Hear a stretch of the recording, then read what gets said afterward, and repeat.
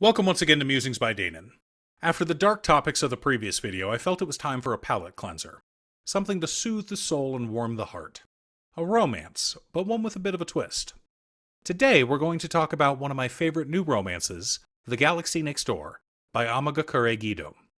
Amagakure is the mangaka for several series, ranging from cute shoujo romance to yaoi, but they're most famous for being the creator of Sweetness and Lightning. The Galaxy Next Door is a seinen romance.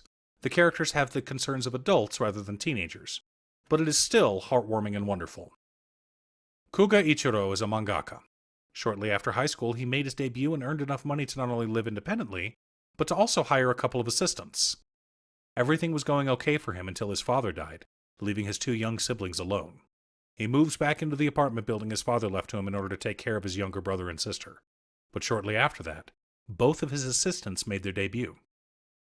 Now Ichiro is struggling to finish his next manga. A big part of the issue is that he's still an analog artist in a digital age, so his editor is having trouble finding an old school artist to help him out. One day, he gets a phone call from his editor that an emergency assistant has been found. He helps his siblings get ready for school, and then rushes out to meet the new assistant. Ichiro has no idea what to expect. All he knows is that the temporary assistant works with analog media as opposed to digital.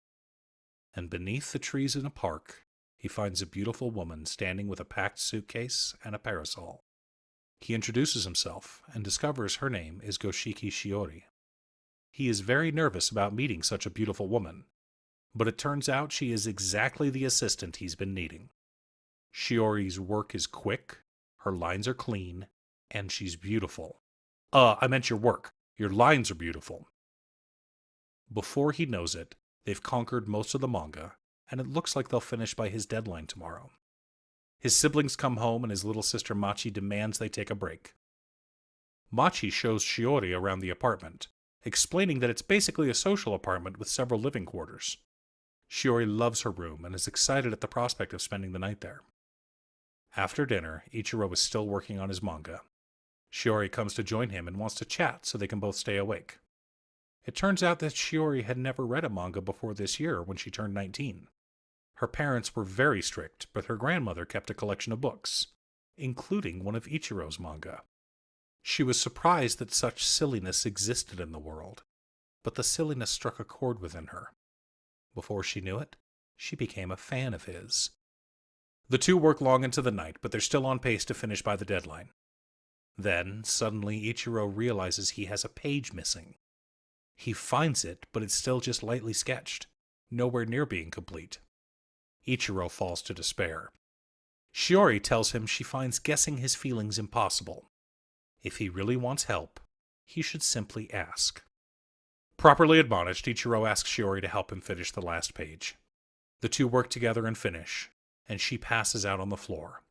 Ichiro, gathering up the pages to make copies so he can mail them to his editor, notices a pen about to stab Shiori.